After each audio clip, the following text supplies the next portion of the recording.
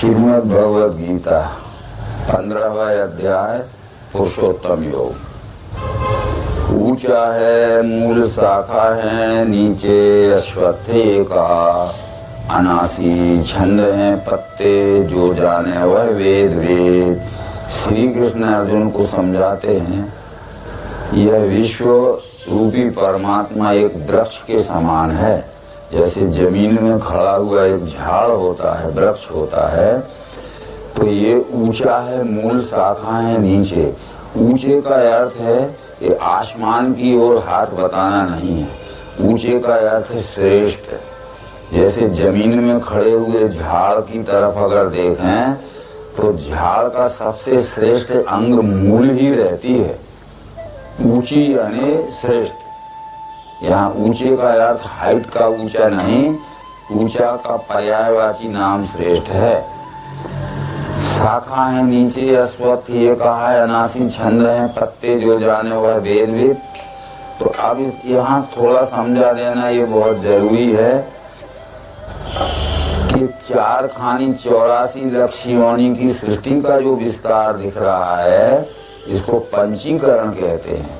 पंचीकरण ही जिसके पत्ते हैं, 5 तत्व ही जिसकी उप शाखाएं हैं, 3 गुण ही जिसकी शाखाएं हैं, और गुण साम्या ही या पराशक्ति ही जिसकी मूल तना है, और जमीन के अंदर घुसी हुई मूल यानी जड़ ही जिसका निराकार यानी अक्षर भाव है।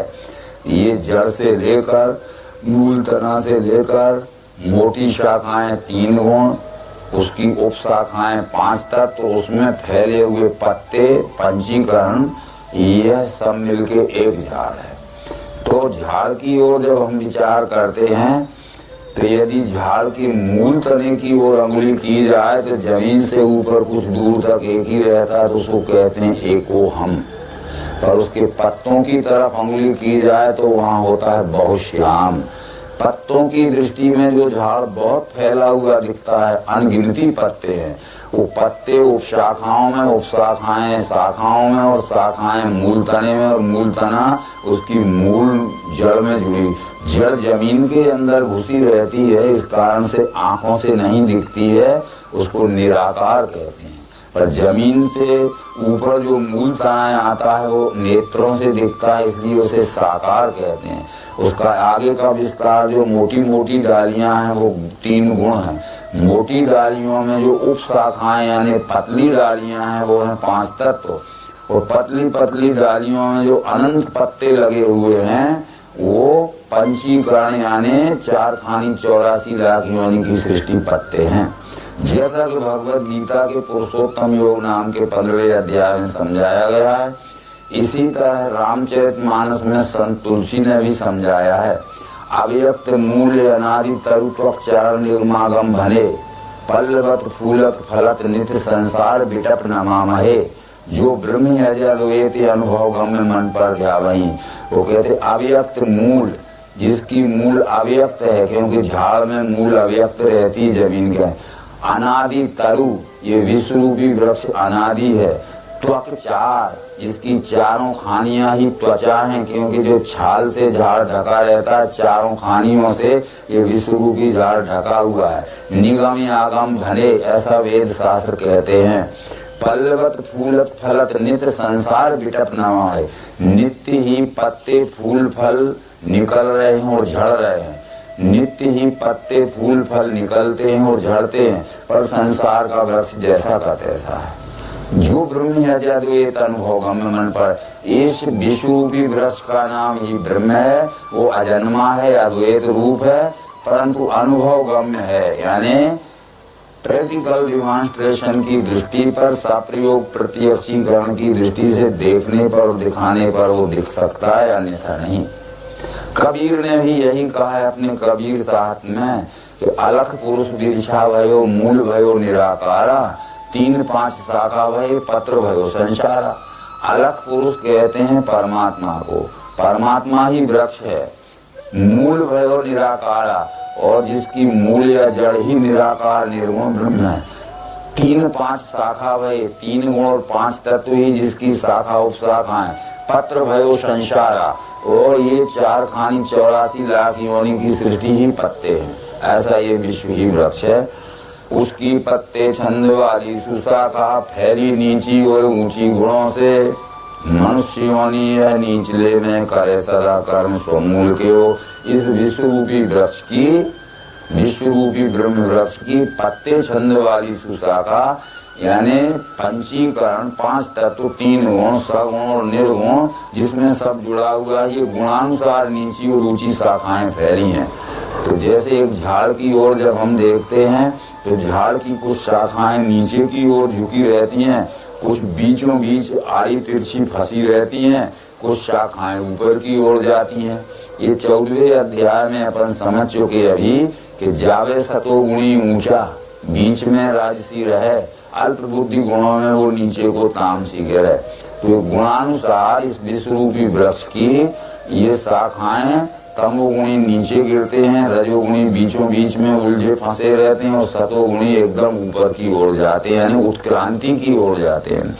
उसकी पत्ते छंद वाली सुशाखा फैली नीची और ऊंची गुणों से। मनुष्य योनि है नीचले में करे सदा कर्म स्वमूल के हो। मनुष्य योनि का जीव ये उत्क्रांति की अंतिम स्थान में आ चुका है और करे सदा कर्म स्वमूल के हो, अपने मूल स्वरूप परमात्मा को प्राप्त करे। इसलिए मनुष्य सदैव परमात्मा प्राप्ति के लिए कर्म करता दिखता है। कोई पूजा पाठ कर रहा है, कोई उपवास व्रत कर रहा है, कोई पुरस्चरण कर रहा है, कोई जप जाप कर रहा है, तीर्थाटन कर रहा है, कोई यज्ञ कर रहा है। क्यों कर रहे हो? तो वो कहते हम परमात्मा की प्राप्ति के लिए कर रहे हैं। परंतु वो कर्म यद्यपि परमात्मा प्राप्ति के लिए दिव्य चक्षु योग के सिवाय अन्य कर्म सहायक और साधक नहीं है, फिर भी मनुष्य परमात्मा प्राप्ति के लिए ही सब कुछ कर रहा है, चाहे अंधविश्वास क्यों न कर रहा हो। परंतु नहीं ऐसे रूप तथापि दीख है, न अंत है, आदि स्थिति नहीं है। अश्वत्थ को इस बलवान मूल के असंग रूपी यश्य मिटा के। नहीं ऐसे रूप तथापि दीख है, न रूप मशीय तथोपलब्ध। इसको रूप नहीं है, निराकार दृष्टि से ये नहीं कह सकते कि लंबा है कि चौड़ा है, ऊंचा है कि नीचा है, ठोस है कि पोला है। निराकार दृष्टि से जिसको रूप नहीं है, परंतु साकार दृष्टि से जो दिख ही रहा है, न आदि है अंत स्थिति नहीं है। इसका आदि नहीं है क्योंकि इस विश्व रूपी वृक्ष अनादि है। इसका अंत नहीं है, इसका लय कहाँ हो जाएगा ये नहीं कह सकते। यानी आदि अंत रहित है। आदि भी नहीं है क्योंकि अनादि है, अंत भी नहीं है क्योंकि इसका लय भी नहीं हो, पर स्थिति भी नहीं है क्योंकि ये चेंजेबल है, परिवर्तनशील है, एक सा स्थिर नहीं रहता है। अब इस विश्वरूपी अश्वत्थ वृक्ष को प्राप्त करने के जब हम इच्छुक हों तो उसके प्राप्ति के मार्ग में जो बाधाएं आवे तो उनको ज्ञान रूपी आसी यानी ज्ञान रूपी शस्त्र से मार्ग की विघ्न बाधाओं को निवारण करते हुए हमें निरंतर आगे बढ़ना है। कितनी बाधाएं आती हैं, जैसे हम किसी गंतव्य स्थान में जाना चाहते हैं और रास्ते में एक छोटी सी नाली पड़ गई तो हमें कूद के चले जाना चाहिए। नाली यदि लंबी चौड़ी है, कूद के नहीं जा सकते हैं तो लौट के नहीं आना चाहिए। उगम स्थान की ओर जाइए कि जहाँ वो सकरी पड़ गई है, छोटी पड़ गई है तो चक्कर मार के जाइए, पर जाना पक्का निश्चय होना चाहिए। आगे कांटेदार झाड़ियाँ पड़ गई हैं तो उनको धीरे धीरे सुलझा के अपना संकीर्ण मार्ग निकालते हुए चले जाना चाहिए। विघ्न बाधाओं से रुक नहीं जाना चाहिए। तो असंग रूपी अश्य यानी संग दोष जब लगता है, विघ्न बाधाएं जब हमें परमात्म प्राप्ति में बाधक होती हैं तो हमें ज्ञान रूपी हथियार से, शस्त्र से विघ्न बाधाओं का निवारण करते हुए पश्चात इसके पद ढूंढना वो जिसमें गए से नहीं लौट सकता। अनादि है ये रचना जहाँ से गए उसी को दृढ़ भाव को से भी। इसके पश्चात उस पद को हम प्राप्त कर सकते हैं। यशमणि गता न निवर्तन्ति भूया, जिस जहाँ जाने पर फिर हमारा लौटना नहीं होता। इसका थोड़ा सा यार समझा जाना ये जरूरी है कि हमारा लौटना नहीं होता है तो क्या इस संसार में मुक्त पुरुष आते नहीं है? अरे श्री राम को भी आना पड़ा, श्री कृष्ण को भी आना पड़ा, बड़े बड़े विद्वान भी आए तो अज्ञानी जीव भी आए। बुद्धि जब सत निश्चय में अचल स्थिर हो जाती है तो बुद्धि जीव भाव के विचारों में नहीं लौटती है। जन्म मृत्यु का तो आना जाना होता ही रहेगा। हमारी बुद्धि जब परमात्मा के सत निश्चय में जब अचल स्थिर हो जाती है तो परमात्मा भाव के ही कर्मों में आया जाया करेगी। जीव भाव के ये अविवेक युक्त अनर्थ के कर्मों की ओर नहीं लौटेगी। ये ना लौटना है। ये मत समझिए कि देह त्याग हो जाएगा तो फिर आएंगे नहीं। तो ये कृष्ण भी आए और कृष्ण ये भी कह के गए कि मैं ही मायानंद बन के आऊंगा। बराबर कृष्ण ने यहाँ मूषल पर्व में कहा है कि अब इस देह के त्यागे पाऊंगा श्रेष्ठ लोक की। कृष्ण देह त्याग के बाद में इससे भी ऊंची अवस्था में जन्म लेके आऊंगा, मतलब मायानंद चेतन बन के आऊंगा। तो परंतु इस विश्व रूपी अचल स्थिति किसको प्राप्त हो सकती है? ये लक्षण उस साधक में होना चाहिए। जैसे अभी हमारे पुणे के कुछ साथी लोग हिमालय की चोटियों पर चढ़ने गए थे, तो क्या ये कपड़े और ये साधन, ये जूते ये ले जाके जा सकते हैं? उसे विशिष्ट तैयारी से जाना पड़ेगा। जब परमात्मा प्राप्ति के मार्ग पर चलेंगे तो हमारी विशिष्ट तैयारी होना चाहिए। वो तैयारी गीता में बतलाई जा रही कि निर्माण निर्मोह असंग वृत्ति अध्यात्म प्रेमी नहीं वासनाएं दीप है नहीं है सुख दुख जिसको अमूल वो अव्यय स्थान पावे। पहली बात तो है कि मान अभिमान से रहित हो जाना जरूरी नहीं। ये पहली पांव पकड़ के गिरा देने वाला अहंकार है। बड़े बड़े लोग जो अभिमानी हुए वो ऊंची शिखर पे चढ़ के ऐसे गिरे कि चकनाचूर हो गए। कबीर ने तो एक बात कही थी कि साहब का घर दूर है जैसे पेड़ खजूर, चढ़े तो चाहे प्रेम रस गिरे तो चकनाचूर। हमारे में भी कुछ लोग ऐसे देखे गए कि वो अंतिम श्रेणी तक तो पहुंच गए थे कि वहां बैठना ही बाकी था। वो वहां से ऐसे गिरे कि चकनाचूर ही हो गए। तो निर्माण होना पहली बात है, निर्मोह होना पहली बात है। निर्मोह का मतलब है अपने सांसारिक जो रिश्ते हैं इनमें रहो तो, पर ऐसे बंध के मत रहना कि उनको छोड़ के हम अपने परमार्थ को या भविष्य के जन्मों की उन्नति को ही भूल जाएं। असंग वृत्ति, रास्ते में जो संग दोष लगे उन संग दोषों में मत उलझिए। नहीं वासनाएं, अनेक प्रकार की वासनाओं के समूह को अपने घेरे में मत लाइए। दिखे नहीं है सुख दुख जिसको अमूल वो अव्यय स्थान। सुख दुख मान अपमान निंदा स्तुति आदि जो हैं ये द्वंद्व जिसको व्याप्ते नहीं है, ऐसा ज्ञानी पुरुष उस स्थान को पहुंच सकता है। यदि ये लक्षण हमारे में नहीं हुए हैं तो उस स्थान पर पहुंचना असंभव है। वो स्थान कैसा है? उसे सूर्य चंद्र अग्नि प्रकाशित नहीं करें, जो पाए पे नहीं लौटे वो मेरा श्रेष्ठ धाम है। उसे सूर्य चंद्र अग्नि ये प्रकाशित नहीं कर सकते परमात्मा स्थान को, क्योंकि परमात्मा से अक्षर और क्षर दो भाव प्रकाशित हैं। परमात्मा के क्षर भाव से अग्नि तत्व प्रकाशक है, अग्नि से सूर्य प्रकाशित है और सूर्य से चंद्र प्रकाशित है और ये लोक प्रकाशित हैं। इसलिए सूर्य तो प्रकाशित नहीं कर सकता क्योंकि सूर्य स्वयं अग्नि की विभूति है, अग्नि से प्रकाशित है। अग्नि भी प्रकाशित नहीं कर सकती क्योंकि परमात्मा के अष्टधा प्रकृति के 8 अंगों में अष्टधा प्रकृति ही अग्नि की प्रकाशक है, परंतु वो सबकर परम प्रकाशक है। इसलिए आगे ये कहा गया था 13वें अध्याय में कि जैसे प्रकाश करता है अकेला सूर्य विश्व में, वैसे ही पार्थ आत्मा भी प्रकाश है शब्द ये। तो जो पाए पे नहीं लौटे वो मेरा श्रेष्ठ धाम है। इसका यही अर्थ था कि बुद्धि परमात्मा निश्चय में जब अचल स्थिर हो जाती है तो फिर जीव भाव के कर्मों में कभी भी वह नहीं लौट सकती। अज्ञान के कर्मों में कभी नहीं उससे हो सकते। रहेंगे इसी देह में और रहेंगे इसी स्थान पर परमात्मा निश्चय में बुद्धि जब अचल स्थिर हो गई तो जीव भाव के कर्म ना होंगे। ये ना लौटना है, जीव भाव के कर्म में न लौटना।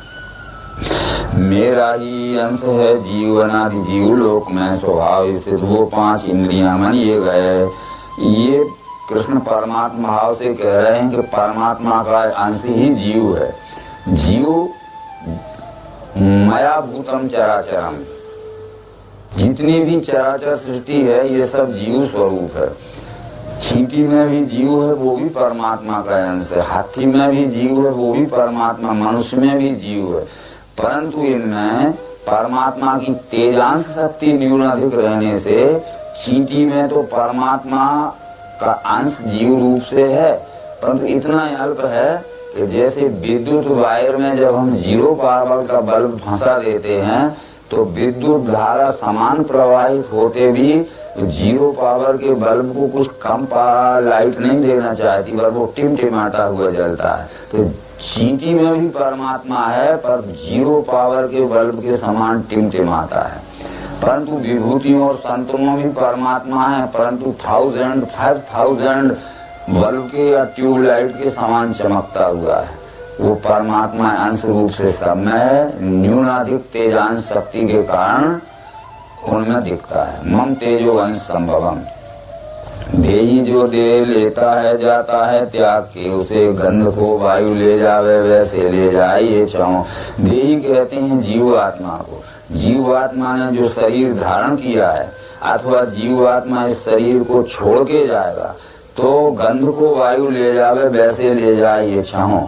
ये कान, आंख, त्वचा, जीभ, नासिका और 6वां मन, इन साधनों को जीवात्मा जब जन्म धारण करता है तो लेके आया है, छोड़ के जाएगा तो संस्कार रूप में, सूक्ष्म संस्कार रूप में इनको लेके जाएगा। कान, आंख, त्वचा, जीभ, नासिका, मन है 6, इनके आधार से देही भोग विषयों का करे। ये कान, आंख, त्वचा, जीभ, नासिका और 6वां मन है, और सूक्ष्म मन को बुद्धि कहते हैं, और 8वां स्वयं जीवात्मा है। इन साधनों को वो लेके आया है, इन्हीं साधनों से कर्म करता है और कर्मानुसार फल भोगता है, और अपना कर्म फल भोगने के लिए जब शरीर त्याग के जाता है तो इन्हीं साधनों के सूक्ष्म संस्कार ले जाता है। जैसे सांख्य शास्त्र ने कहा कि जीवात्मा का सूक्ष्म शरीर 17 तत्वों का होता है। 5 ज्ञानेंद्रियां, 5 कर्मेंद्रियां, 5 प्राण, 15 16वां मन, 17वीं बुद्धि और स्वयं 18वां जीवात्मा है। तो ये जीवात्मा का स्थूल शरीर भी तो 17 तत्वों का है। इसमें भी 5 ज्ञानेंद्रियां हैं, 5 कर्मेंद्रियां हैं, 5 प्राण हैं, 16वां मन, 17वीं बुद्धि और 18वां स्वयं जीव। ये स्थूल शरीर भी 17 तत्वों का है, परंतु ये 17 अंग इसके स्थूल है। ये शरीर छोड़ के जाएगा तो इन स्थूल अंगों के सूक्ष्म संस्कार ले जाएगा, वो भी 17 तत्वों का है।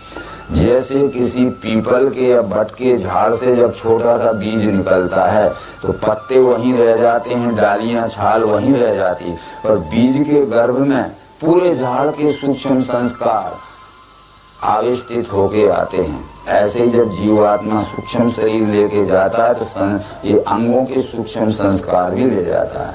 श्वेतास्तर उपनिषद में ये कहा गया है कि बालाग्र शतभागस्य शतधा कल्पितश्च भागो जीवा स विज्ञेय सचानंताय कल्पते। वाल के अग्रभाग के 100 टुकड़े किए जाएं और 100 में टुकड़े के फिर 100 टुकड़े किए जाएं, इतना छोटा सा जीव का स्वरूप रहता है, परंतु सचानंताय कल्पते, परंतु वो परिस्थिति पाके और विराट से बड़ा स्वरूप धारण कर लेता है। थोड़ा इस पिंड की ओर विचार करके हम देखें। एक समय ऐसा था कि अणुवणियाम यही पिंड था। जब पिताजी के शुक्र में शुक्राणु के रूप में था यह शरीर, तब शुक्राणु इन आंखों से नहीं दिख रहा था, हमने माइक्रोस्कोप से देखा था, बड़ी मुश्किल से दिखा था। जब पिताजी के शुक्र से जब माताजी के गर्भ में आया तो 1 महीने में बेर के बराबर बना, आम के बराबर बना, 4-5 महीने में कुछ लंबा हुआ, 6-8 इंच का हाथ पांव के आशार निकले, 9 महीने में 10-12 इंच का लंबा होके प्रसव हो गया। जो आंख से नहीं दिख रहा था शुक्राणु, वो 9 महीने में 10-12 इंच का बना, परंतु जब 5-10 वर्ष का हुआ तो 2.5-3 फुट का लंबा शरीर बन गया, और 25-30 वर्ष का हुआ तो 5-6 फुट का लंबा शरीर बन गया। और जो 40-50 वर्ष पहले हमारी इन आंखों से न दिखने वाला शुक्राणु था, अणुवणिया, वही महतो महियान बन के बैठा है। मीलों दूर से देख लीजिए कि वो शुक्राणु आ रहा है। तो जब आंख से भी, तो इस तरह से इतना छोटा सा शरीर रहता है जीव का। प्रयत्नशील योगी ये अपने में इस जाते हुए स्थिति में भी भोगते गुण कर्म को, इसे मूल नहीं जाने जाने है ज्ञान चक्षु का।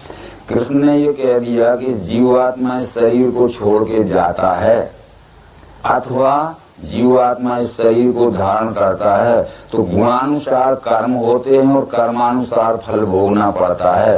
अज्ञानी लोग इस बात को नहीं जानते हैं। पश्यन्ति ज्ञान चक्षुषा, विज्ञान चक्षु वाले लोग इस बात को जानते हैं। तो इस तरह से बराबर ये प्रयत्नशील योगी ये अपने में स्थित है लखें, अचेत स्वकर्म भ्रष्ट यत्न से भी नहीं लखें। प्रयत्नशील योगी ये अपने में स्थित है लखें, अब प्रयत्न करने वालों के भी लख में नहीं आता। यहाँ परस्पर विरोधी विचार है। जिनके प्रयत्न ये विधि के अनुसार होते हैं, रीति के अनुसार होते हैं, उनको ये बात लख में आ जाती है, समझ में आ जाती है। पर जो प्रयत्न तो करते हैं पर उसको पहचानने की और समझने की जो मेथड है या विधि है, उसके अनुकूल जिनका प्रयत्न नहीं होता है, तो कितना ही प्रयत्न करें उनके समझ में ये बात नहीं आ सकती। इसलिए प्रयत्नशील योगी ये अपने में स्थित है लखें, पर अचेत स्वकर्म भ्रष्ट यत्न से भी नहीं लखें। विधि पूर्वक यत्न करने से यह बात समझ में आ सकती है, और विधि छोड़कर प्रयत्न करने से यह बात समझ में आना हर एक के लिए संभव नहीं है। सूर्य में स्थित जो तेज विश्व को बतला रहा, चंद्र में जो, अग्नि में जो, मेरा ही तेज जानना। सूर्य में जो प्रकाश है वो संसार को प्रकाशित करता है, चंद्रमा में जो प्रकाश है और अग्नि में जो प्रकाश है वो परमात्मा के ही साकार स्वरूप से प्रकाशित अग्नि है, अग्नि से प्रकाशित सूर्य है और सूर्य से प्रकाशित चंद्रमा है। ये परमात्मा ही सबका प्रकाशक है।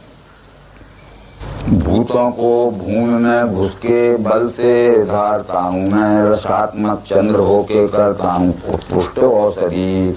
यहाँ सूर्य लोक से, सूर्य से और पृथ्वी, मंगल, बुध, गुरु आदि शनि जो हैं, इन ग्रहों से पदार्थात्मकता का संबंध बतलाया है कि रसात्मक चंद्र होके करता हूँ पुष्ट औषधि।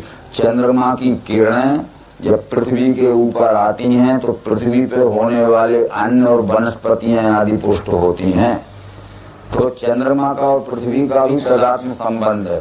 सूर्य की गर्मी की किरणें या पोषक किरणें अगर पृथ्वी लोक पे न आवे तो ये पृथ्वी लोक में भी जो कुछ भी जीवन है वो ठीक से नहीं रह सकता। यदि सूर्य की गर्मी पृथ्वी को ना मिले तो पृथ्वी का चलना भी बंद हो जाएगा, जहाँ का तहाँ रह जाएगा। हमारे अंदर जो गर्मी है, जठराग्नि अग्नि है, यदि वो ठंडी पड़ जाए तो हमारा पूरा सर्कुलेशन जाम हो जाएगा। इस तरह से वो बतलाने होके वैश्वानर अग्नि प्राणियों के शरीर में प्राणपान वायु द्वारा पचाता हूँ सुअन्न में। और ये प्राणी मात्र के शरीर में वो परमात्मा का तेजांश जो अग्नि है वो जठराग्नि बन के बैठा है। तो खाया पिया चारों प्रकार का अन्न वो जठराग्नि अग्नि ही पचा रहा है। वो अग्नि परमात्मा के साकार स्वरूप के अग्नि तत्व का ही अंश ये प्राणी मात्र के शरीर में जठराग्नि के रूप में बैठा है। तो इसलिए आगे ये 4 श्लोक पुरुषोत्तम योग की सिद्धि करने वाले हैं। मैं ही सबों के ही मैं बसा हूँ, मुझसे स्मृति ज्ञान न जानना है। सब वेद द्वारा लख योग में हूँ, वेदांत करता है और वो लखू में। ये परमात्मा ही संपूर्ण चराचर सृष्टि में व्याप्त है, परंतु सब वेद द्वारा लख योग में हूँ, वेदांत करता है और वो लखू में। जो वेद लिखे गए हैं उनका लिखने वाला भी मैं हूँ, और जो लिखे हुए को समझा जाता है उसका समझने वाला मैं हूँ। उसका आशय है जब परमात्मा अनुभूति जन्य ज्ञान हमारे अंतःकरण में प्रकाशित हो जाएगा तभी उस विषय में हम लिख सकते हैं। और परमात्मा दर्शन जन्य ज्ञान हमारे अंतःकरण में प्रकाशित हो जाएगा तभी हम लिखे हुए को समझ सकते हैं। इसलिए लिखने के लिए भी उसी ज्ञान की जरूरत है और समझने के लिए भी उसी ज्ञान की जरूरत है। यदि वह दिव्य चक्षु परमात्मा दर्शन जन्य ज्ञान हमें नहीं हुआ है तो लिखा हुआ समझ में नहीं आएगा, और परमात्मा दर्शन जन्य ज्ञान नहीं हुआ है तो उस विषय पे हम कुछ लिख भी ना पाएंगे। तो लिखने वाला भी मैं हूँ, समझने वाला भी मैं हूँ। विश्व में ये पुरुष दो हैं, क्षर अक्षर नाम से। क्षर कहा सब भूतों को, कूट से अक्षर को कहा। पुरुषोत्तम है न्यारा जिसको परमात्मा कहें, जो तीनों लोक में घुस के रखे अव्ययी वो। इस संपूर्ण विश्व की ओर देखो, इसमें दो भावात्मक कल्पनाएं हैं। एक क्षर जिसे सगुण साकार या क्षेत्र कहा, दूसरी अक्षर निर्गुण जिसे निराकार या क्षेत्रज्ञ कहा। ये क्षर अक्षर दोनों का लय जिसमें लय होता है वो परमात्मा या पुरुषोत्तम है। पुरुषोत्तम है न्यारा जिसको परमात्मा कहें, जो तीनों लोक में घुस के राखे अव्ययी हो। यदि शर्करा अधिष्ठान या मिश्री अधिष्ठान रख के जब हम देखेंगे तो जब हम मिश्री के डल्ले को देखते हैं तो उसका स्वरूप है क्षर, चेंजेबल। वो स्वरूप कितना ही बदले, घोल दें पानी में तो मिठास रहेगी, पीस दें पत्थर में तो मिठास रहेगी, डल्ला रहेगा तो मिठास रहेगी। बदलते हुए भी जो उसमें मिठास या प्रियत्व है वो अक्षर है। परंतु ये दोनों की समुच्चय अखंड एकात्मता का नाम पुरुषोत्तम है। जब उस डल्ले को हम दिखाते हैं शक्कर के तो पूछा जाए कि ये स्वरूप काय का दिख रहा है, तो कहेंगे ये शक्कर का है। मिठास किसकी है? शक्कर की। और नाम क्या है? शक्कर है।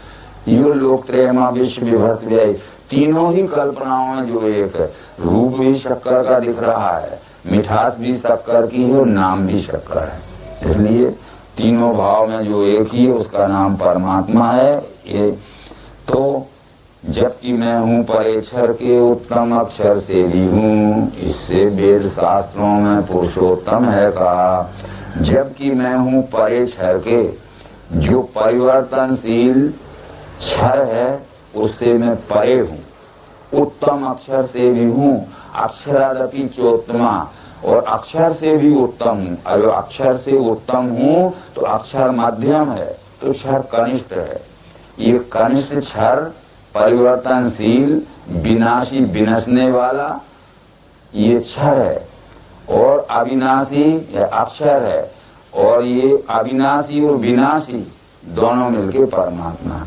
यहाँ विनाशी का अर्थ नाश हो जाना, नष्ट हो जाना, अभाव हो जाना नहीं है।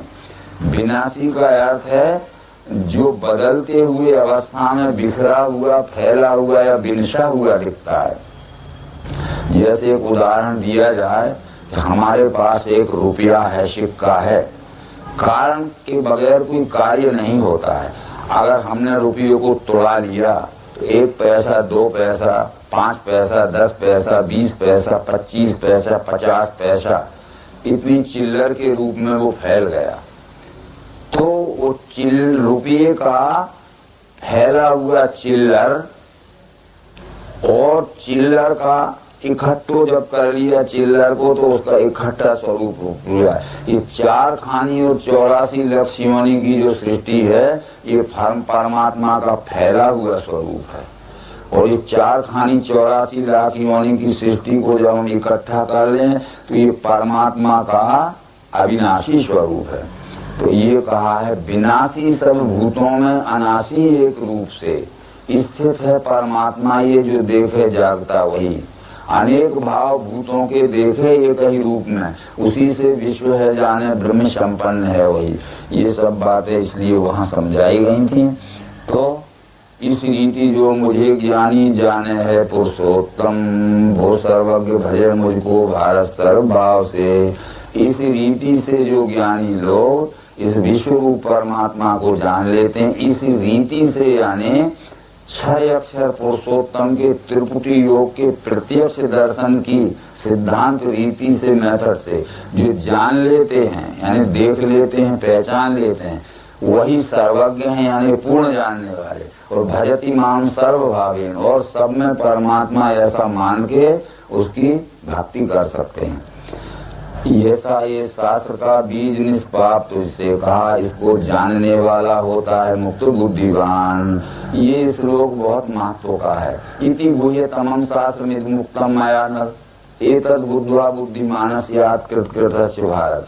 इति गुह्यतमम, ये दो शब्द हमें देखना है। गुह्यतम ये सुपरलेटिव डिग्री का शब्द है। गुह्य से श्रेष्ठ होता है गुह्यतर, और गुह्य से श्रेष्ठ होता है गुह्यतम। तो गुह्यतम शास्त्र की भी मैंने इति कर दी। इति उसे कहते हैं जिसके आगे कुछ नहीं होता, हम लिख देते हैं द एंड, इति। तो ये गुह्यतम शास्त्र की भी मैंने इति कर दी। इससे ज्यादा ना कुछ समझाया जा सकता है, न समझा जा सकता है, न तू समझने की कोशिश करना, और न मैं समझा सकूंगा। इसको जानने वाला होता है मुक्त बुद्धिवान। इस तरह जो विश्वरूप परमात्मा को त्रिपुटी योग के सिद्धांत की रीति से जान लेता है, वो निर्मल बुद्धिवान पुरुष ही मुक्त हो सकता है। बाकी सब जन्म मृत्यु के चक्कर काटते रहेंगे। ऐसा समझाते हुए ये पुरुषोत्तम योग नाम का 15वां अध्याय समाप्त। नर्मदे हर।